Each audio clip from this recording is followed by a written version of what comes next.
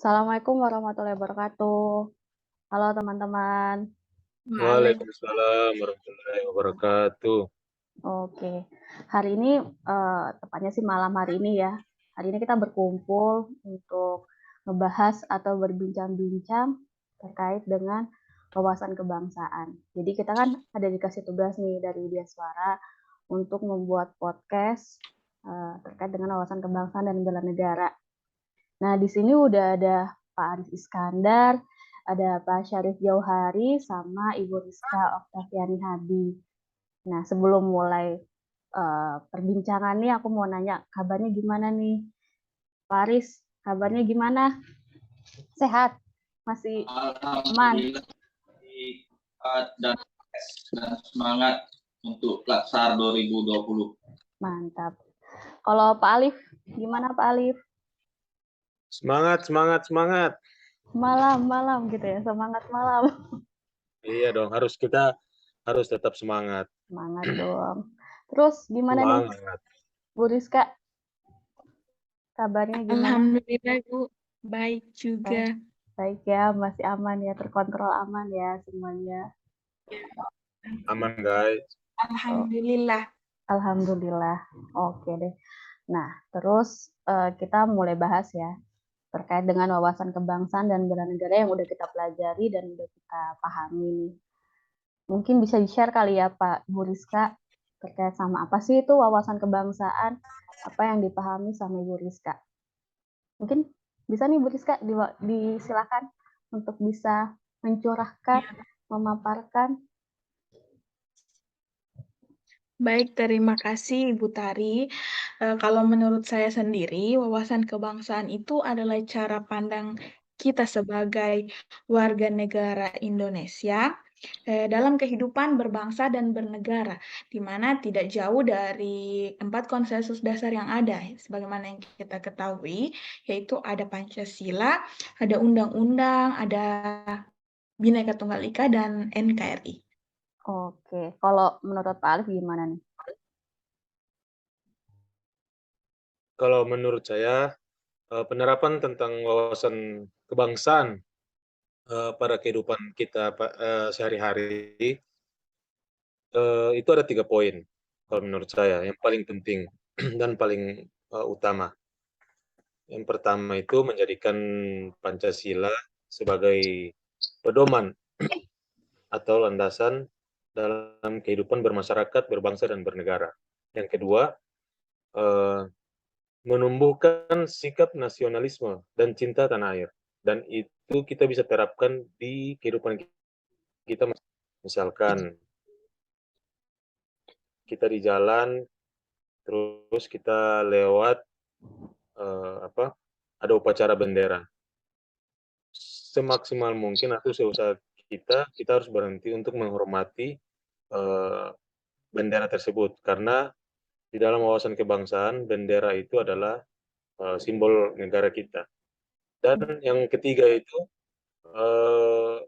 penerapan wawasan kebangsaan ini menghargai perbedaan di antara kita, karena kita tahu bersama bahwa Indonesia ini itu adalah masyarakat yang majemuk, di mana beragam suku, budaya, agama, dan setiap masyarakat atau setiap agama mempunyai cara hidup masing-masing, dan itu kita tidak boleh saling mengganggu. Mungkin itu saja dulu dari saya, Ibu Rizka, Ibu Tari. Iya, wah mantap nih Pak penjelasannya. Lebih ke penerapan ya, gimana sih penerapan wawasan kebangsaan dari dalam diri sendiri dulu, terus berdampak untuk lingkungan kita sekitarnya. Nah, kalau untuk Paris nih gimana nih? Tentang wawasan kebangsaannya gimana? Ya, saya sependapat sama Ibu Rizka sama Pak Alif tadi tentang pemaparan Pak Alif sama Ibu Rizka tentang wawasan kebangsaan. Namun kalau menurut saya wawasan kebangsaan itu sendiri itu sangat penting di era globalisasi seperti sekarang ini. Kita ketahui kan pada saat ini kita masuk di era revolusi 4.0. Jadi apabila generasi muda kita tidak paham tentang wawasan kebangsaan itu bisa menjadi arah yang negatif, bukannya menjadi nilai positif, malah ke arah yang negatif. Jadi kita sebagai calon tenaga pendidik, khususnya dosen, sangat penting untuk mengetahui wawasan kebangsaan dan mengaplikasikannya kepada mahasiswa agar seluruh bangsa Indonesia ini paham tentang pentingnya wawasan kebangsaan dan agar budaya kita lebih diterapkan lagi. Mungkin itu dari saya.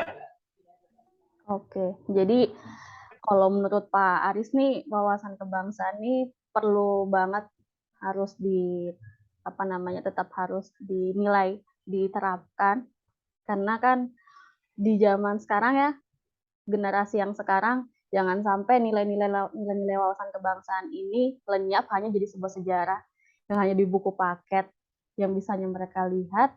Jadi kita yang sebagai generasi selanjutnya nih yang mendidik mereka, untuk generasi selanjutnya harus tetap bagaimana menerapkan nilai wawasan kebangsaan itu ya. Itu ya Pak Aris ya, kurang lebih gitu ya. Iya, Ibu Hari. Nah, terus itu tadi terkait dengan wawasan kebangsaan. Nah, di wawasan kebangsaan ini tadi udah sih ya, udah ngomongin ada dari unsur Pancasilanya, ada unsur undang-undangnya, di mana kita harus mentaati norma yang ada, yang sudah diberlakukan di Indonesia ini, terus ada tentang Bhinneka Tunggal Ika, ya. Terus ada apa lagi? Satu lagi, oh ya, ada 4 ya. Ada 4 KRI, Bu. iya, sama NKRI, yang jelas sama NKRI juga ya. Negara Kesatuan Republik Indonesia. Nah, kita ngomongin bahasan tentang bela negara nih. Karena kita nih sebagai anak muda harus tahu apa sih dan bagaimana caranya penerapan kita terhadap bela negara. Karena kalau bukan kita, mau siapa lagi kan yang akan meningkatkan dan menjadi generasi yang baik selanjutnya. Gimana nih kalau menurut Ibu Rizka terkait dengan bela negara? Sebelum masuk ke penerapannya, kan kita perlu mengetahui apa itu bela negara. Menurut saya sendiri, bela negara itu adalah sikap dan perilaku kita yang dijiwai kecintaan kita terhadap NKRI ini. Nah, kalau untuk penerapannya, itu kan termasuk dalam cinta tanah air, juga termasuk dalam perilaku bela negara. Nah, kalau di Gorontalo sendiri, itu contohnya dengan bangga menggunakan produk yang ada di Gorontalo, misalnya seperti Karao. Untuk instansi saya, di IAIN, khususnya Fakultas FEBI itu, setiap melaksanakan begitu, dosen-dosennya itu disuruh untuk memakai baju Karao. Selain dari organisasi saya, ada juga di SD, SMP, SMA itu setiap hari Kamis mereka memakai baju Karao yang dimana ini menjadi simbol yang identik dengan Gorontalo, masyarakat Gorontalo, menjadi lambang dari provinsi Gorontalo itu di kancah nasional maupun internasional. Oke. Itu saja, Ibu Tari. Oke. Pendapat Kalau saya. Pak Syarif gimana nih Pak Alif? Tentang penerapan nilai-nilai bela negara ya. Tentang bela negara. Ya, kalau menurut saya dengan kita menggunakan produk asli Indonesia itu salah satu dari nilai-nilai kita bela negara. Misalkan produk-produk ya seperti tadi dari Ibu Tari Ibu Rizka dari Gorontalo, memakai Karao, mencintai budaya sendiri, dan itu mungkin tidak dimiliki oleh bangsa lain, karena Indonesia ini banyak sekali budaya-budaya yang ada. Baju daerah pun berbeda-beda. Dan salah satu nilai bela negara ini ada poin tentang sadar berbangsa dan bernegara. Nah, untuk penerapan di kehidupan kita sehari-hari, bahwa kita harus dimanapun kita berada, kita harus bangga. Kita harus bangga bahwa NKRI itu harus harga mati. Dan selalu setia pada Pancasila sebagai ideologi negara. Makanya saya kurang sependapat dengan beberapa golongan tertentu yang mencoba merubah falsafah atau ideologi negara kita ini yang sudah diperjuangkan sampai titik darah penghabisan. Dan satu lagi, nilai bela negara itu rela berkorban untuk bangsa dan negara. Kita harus punya jiwa semangat berkobar, membela sampai titik darah penghabisan, bahwa NKRI harga mati. Mungkin dari saya seperti itu, Bu Tari. Iya benar.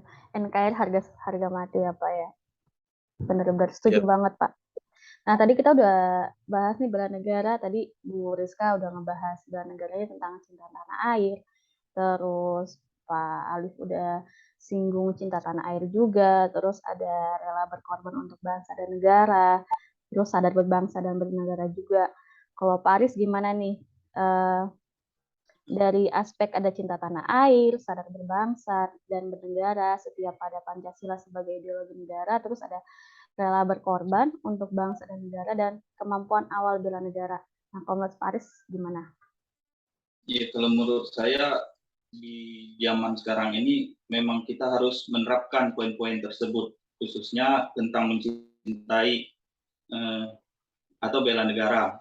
Nah, salah satu contohnya dengan yang disampaikan tadi Pak Arif sama Ibu Rizka, yaitu dengan kita mencintai produk lokal. Karena untuk membela negara itu ruang lingkupnya tidak hanya kita berjuang melawan penjajah, tapi di zaman sekarang dengan kita membantu perekonomian negara itu juga termasuk membela negara.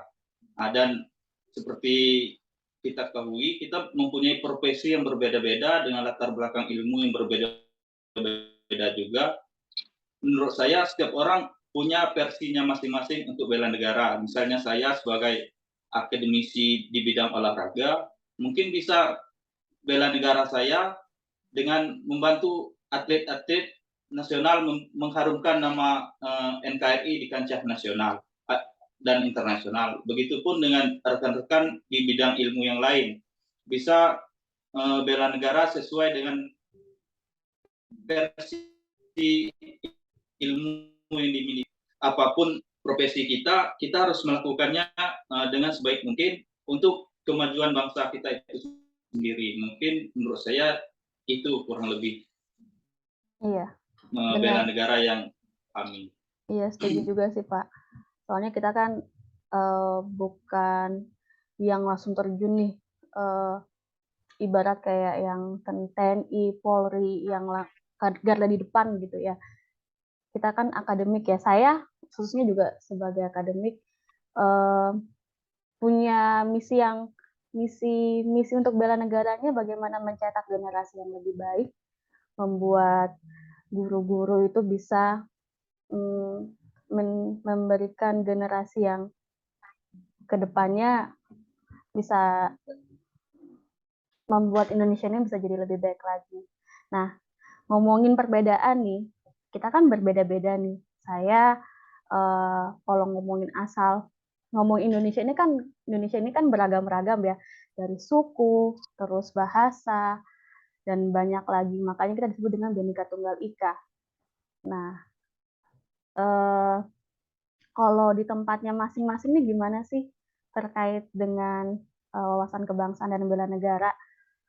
Mungkin dari Bu Rizka nih, kan Bu Rizka ini dari Gorontalo ya. Nah, kalau di Gorontalo ini seperti apa sih budayanya atau bagaimana gitu. Jadi kita bisa saling sharing terkait dengan perbedaan budaya, bahwa ternyata memang kita keanekaragaman ini bisa mempersatukan kita. Gitu. Gimana nih Bu Rizka? Baik, kalau untuk di Gorontalo sendiri memang sangat terkenal dengan aturan tradisi ataupun adat. Hal ini masih dilestarikan oleh masyarakat di Gorontalo. Tapi sebagai dalam tanda kutip bahwa adat dan istiadat yang dilestarikan ini tidak lari dari ajaran agama, tidak bertentangan dengan apa yang kita percayai. Sebagaimana terdapat falsafah yang sangat populer di Gorontalo, yaitu adati hula-hula atau syara hula-hula atau Qur'ani, yang artinya adat bersandarkan dan syara bersendikan kitabullah. Di mana adat-adat yang ada itu sebagian besar diambil dari Al-Qur'an seperti Maulid Nabi. Kalaupun memang ada perayaan Maulid Nabi, di sini juga dirayakan dengan kue-kue khas yang ada dari Gorontalo, seperti apang colo, seperti dan lain sebagainya. Pokoknya banyak, cucur. Apalagi satu itu saya lupa DP nama. Saya lupa Udah namanya. keluar ya. Itu salah satunya tadi ya, logat dari Gorontalo ya, Ya, lupa. susah keluar logatnya. Nggak apa-apa. Sangat Namanya kan kita beragam. Kita harus menonjolkan, harus mencintai suku kita. Oke, tadi tuh Bu Rizka udah ngasih contoh terkait yang ada di Gorontalo. Terus kalau Pak Alif gimana? Kalau saya sebenarnya, kalau saya ini dari Ternate, tapi lebih banyak di luar sebenarnya. Dan pengalaman hidup saya yang sangat berarti itu ketika saya hidup di Manado, di mana dari Ternate yang mayoritas Muslim, ketika saya pindah ke Manado yang mayoritasnya non-Muslim, di situ saya merasa sangat berbeda. Di situ di Manado itu mungkin penerapan nilai-nilai wawasan kebangsaan dengan bela negara ini, salah satunya toleransi, itu sangat kuat di Manado. Saya tinggal di perumahan yang Muslimnya cuma 2 perumahan, yang lain itu non. Tapi mereka itu sangat toleran dengan kita, dengan cara ketika mereka ada acara keagamaan, mereka itu selalu menghormati kita yang mungkin di Manado itu minoritas begitu. Mereka menghargai, dan di Manado itu yang paling unik, mungkin tidak ada di tempat lain, ketika umat Muslim merayakan Idul Fitri, sholat Idul Fitri, yang jaga di masjid itu malah orang-orang non. Dan begitu pun sebaliknya, nanti Desember nanti, Natal, di gereja-gereja itu yang jaga di jalan itu pasti kebanyakan orang Muslim. Itu bahwa saling menghormati antara sesama itu sangat penting di Manado itu. Dan saling menghargai di Manado itu sangat kuat. Makanya walaupun di Manado itu minoritas, tapi kita tidak pernah, ya semoga tidak akan ada lagi perpecahan seperti apa yang saya alami waktu masih kecil. Waktu saya masih kecil itu tahun 99, waktu kerusuhan di Ternate, di Ambon, itu saya masih kecil. Makanya waktu saya hidup di Manado, jiwa dendam saya itu ada. Karena apa? Waktu kerusuhan lalu. Tapi seiring berjalannya waktu, apa yang diberitakan di media bahwa orangnya begini-begini, tidak ada. Saya malah justru sebaliknya. Orang non di Manado itu sangat baik, sangat ramah, terus ya saling menghormati. Bahkan ada salah satu teman saya, non-muslim, tapi dia puasa. Karena kita puasa, dia puasa. Dia bisa hafal Al-Fatihah. Nah itu. Dan sebenarnya cinta tanah air dan bela negara ini banyak sekali untuk di kehidupan sehari-hari. Bayar pajak tepat waktu itu sebenarnya sudah cinta tanah air, bela negara. Terus kita selektif sama budaya-budaya asing yang masuk ke kita. Coba kita lihat sekarang bagaimana anak-anak kecil sekarang udah zamannya TikTok dan menciptakan suasana yang damai itu sangat penting di kehidupan kita. Mungkin dari saya itu dulu. Oke. Iya sih benar yang katanya Pak Alif ya, terkait sama tadi yang perbincangan yang tadi, yang terakhir, apalagi ini kan kita habis COVID ya, 2 tahun lebih ya, COVID, di mana Iya, kita tidak sempat tidak mengeforiakan. Kita kan baru-baru memperingati Hari Kemerdekaan Indonesia, di mana COVID ini sudah insya Allah udah nggak ada ya, walaupun kita tetap harus tetap protokol kesehatan, jangan sampai ada lagi seperti beberapa tahun yang lalu. Dan kemarin kita udah bisa merasakan euforia 17 Agustus, yang padahal 2 tahun sebelumnya itu kan udah ngomongin 1 tahun, 2 tahun lagi, berarti kan ada kebiasaan tidak melakukan 17 Agustus, hanya melakukan dari rumah, sudah tidak ada euforianya. Tapi setelah udah bisa lagi, itu benar-benar yang kayak euforianya itu orang kayak kangen, terus benar-benar berarti bisa menandakan bahwa Indonesia ini masih secara keseluruhan masih sadar dengan cinta tanah air kita ini, Indonesia. Karena bisa dilihat dari euforianya memperingati Hari Kemerdekaan 17 Agustus. Kalau Pak Aris gimana nih? Kalau di Pak Aris ini kan dari Kerinci ya. Kalau di Kerinci itu ada nggak sih khas, misalnya kalau lagi 17 Agustus gitu, ada momen yang kayak dirasa sama Pak Aris kayaknya ini budaya yang ada di Kerinci nih? Kalau untuk momen di 17 Agustus mungkin hampir sama di seluruh Indonesia ya. Tapi yang paling berbeda itu mungkin saya dari wilayah barat Indonesia ke wilayah tengah Indonesia, Gorontalo, mungkin dari segi bahasa. Soalnya di Kerinci itu salah satu daerah yang mempunyai bahasa terbanyak di Indonesia. Yang tercatat itu kurang lebih 176 bahasa yang ada di Kerinci. Jadi tiap desanya itu udah berbeda-beda bahasanya. Tapi yang menjadikannya luar biasa itu walaupun berbeda-beda, namun mereka tetap pakai bahasa Indonesia kalau di luar daerah. Tetap bisa untuk berkomunikasi, bahasa daerahnya tetap dilestarikan. Jadi saat saya sampai di Gorontalo pun, mungkin di Gorontalo punya bahasa daerah juga kan. Namun karena kita disatukan sama bahasa Indonesia, jadi perbedaan itu sudah tidak begitu terasa sambil saya masih beradaptasi bahasa Gorontalo. Jadi sambil belajar juga bahasa Gorontalo. Kalau untuk adat istiadat mungkin tidak jauh berbeda. Soalnya falsafahnya hampir sama. Kalau di Kerinci itu juga adat bersendi sarak bersendi tabulok. Jadi kalau perbedaannya tidak terlalu jauh dengan Gorontalo. Mungkin dari segi bahasa aja yang jauh.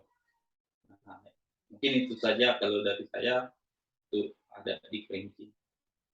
Oke, itu kalau di Kerinci ya. Terus aku juga mau sharing nih, aku kan aslinya dari Sulawesi Selatan ya.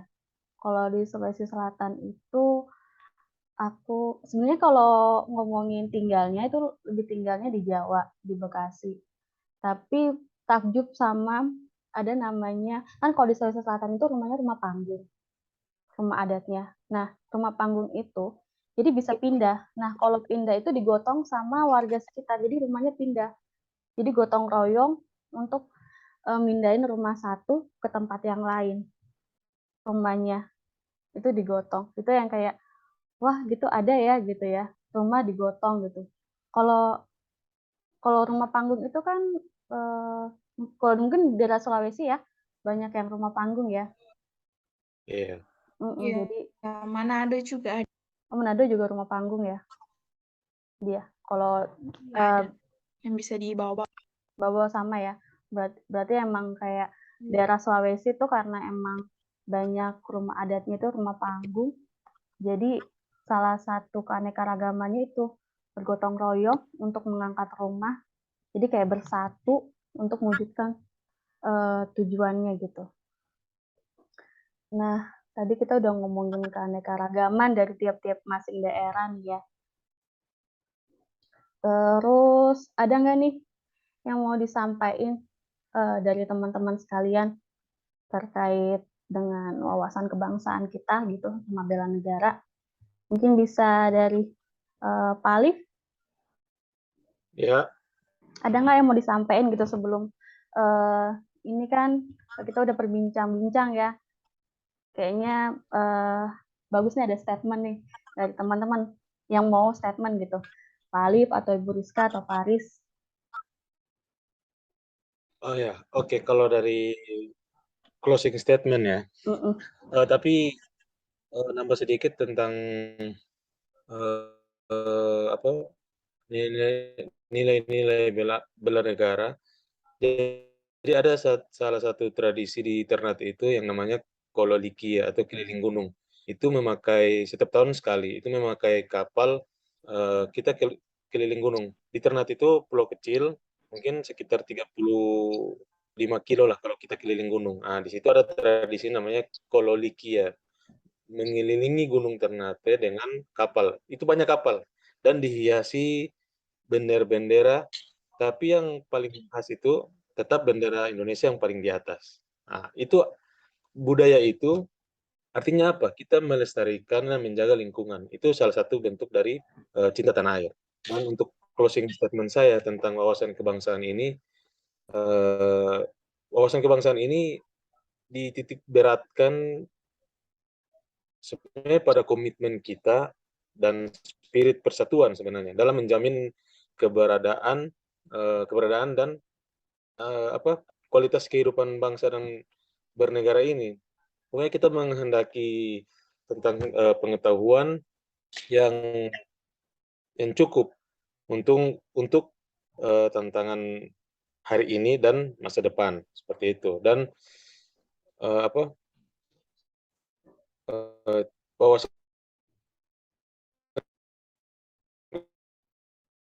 kebangsaan ini salah satu cara dalam menjaga kelestarian alam ini dan lingkungan sekitar seperti itu. Dan nilai-nilai bela negara ini harus ada di dalam setiap individu masing-masing seperti itu. Yang mengaku orang Indonesia harus mengaplikasikan di kehidupan sehari-hari tentang nilai-nilai bela negara ini seperti itu. Oke, mantap nih closing statement-nya dari Pak Alif. Nah, kalau Bu Rizka nih gimana nih closing statement-nya? Kalau saya lebih ke apa ya, lebih ke sangat suka sama salah satu pendapat dari Pak Aris yang dikemukakan tadi. Jadi saya maksudnya itu kan tadi mengenai bela negara dan kita bela negara itu untuk masing-masing pribadi itu kan bisa berbeda-beda.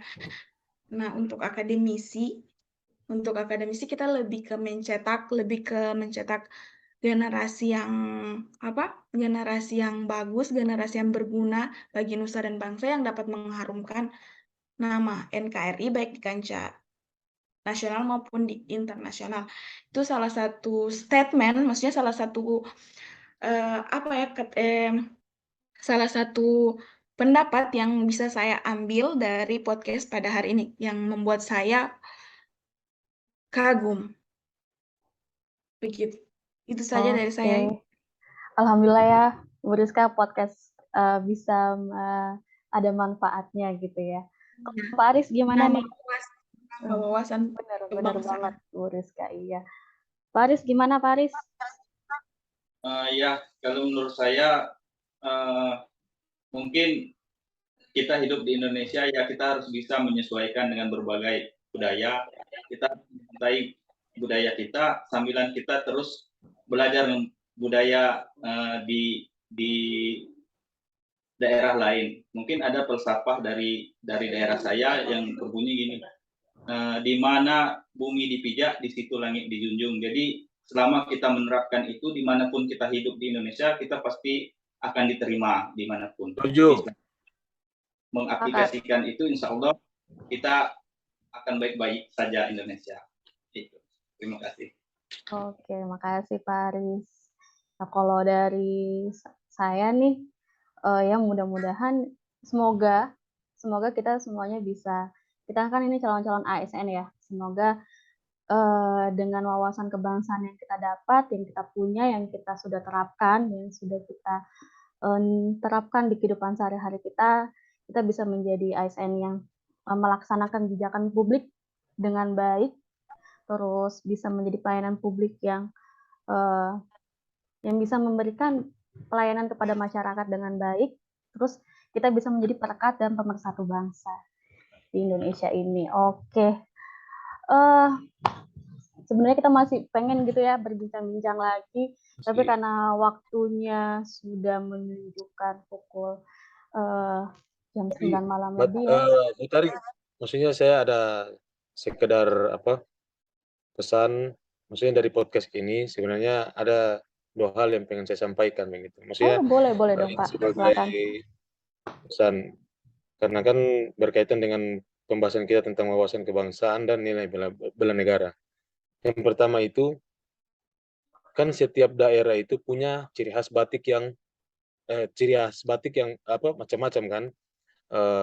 Jawa punya ciri khas sendiri, mungkin Kerinci punya khas sendiri, dan Gorontalo juga, Karao itu mungkin batiknya Gorontalo itu Karao. Ternate juga punya ada, batik Papua juga ada. Saran saya, maksudnya dari podcast ini, semoga dari pihak luar untuk dengar bahwa kan ada Hari Batik Nasional kan. Kalau menurut saya diganti dengan Hari Kain Tradisional, karena itu mewakili Bhinneka Tunggal Ika. Karena kalau kita bilang Hari Batik, Karaonya di mana gitu. Terus yang kedua tentang hari tentang ini, Hari Kartini. Itu yang sudah lama, maksudnya saya Hari Kartini. Kalau menurut saya, setiap kan ada pahlawan perempuan kan, bukan cuman R.A. Kartini, Cut Nyadin, ya kan? Makanya bukan cuma Kartini, maksudnya ada beberapa pahlawan perempuan gitu. Kalau menurut saya harus diganti dengan Hari Wanita Nasional seperti itu, supaya mewakili semua. Karena kalau kita cuma pakai Hari Kartini, berarti cuma Kartini yang pahlawan begitu. Tapi kalau kita ganti dengan Hari Pahlawan Wanita, itu akan mewakili semua dari segala penjuru, dan itu akan mewakili bahwa Bhinneka Tunggal Ika itu akan jalan seperti itu. Terima kasih. Oke, makasih nih Pak Alif. Jadi buat yang nonton podcast ini, tadi ada 2 pesan tuh dari Pak Alif yang pengen dia sampaikan ke halayak umum, yang teman-teman yang nonton podcast kita. Jadi semoga kalau ada yang punya kebijakan, punya yang bisa, kalau saya setuju tuh tadi yang pertama tuh, ada 1 hari yang dimana hari adat. Jadi 1 hari tuh Indonesia semua pakai baju tradisinya masing-masing. Kalau Jawa batik, Gorontalo Karawo, Padang kalau Padang? Kalau Sumatera apa Pak Aris salah satunya? Sumatera Buluk ya, atau songket gitu ya. Jadi kayak satu hari dengan keanekaragaman baju gitu ya. Nah itu keren sih gitu ya. Ya semoga teman-teman yang nonton podcast ini bisa mengambil intisari yang kita sudah sampaikan, dan bisa mengambil manfaat dari video ini, dan untungnya dan untuk kita juga, untuk kita sendiri. Oke, karena waktunya udah mau habis nih, jadi harus ditutup podcastnya. Jadi kita bisa sharing lagi di luar podcast ini. Jadi mohon maaf nih ya kalau misalnya ada kekurangan atau ada statement-statement yang kurang berkenan.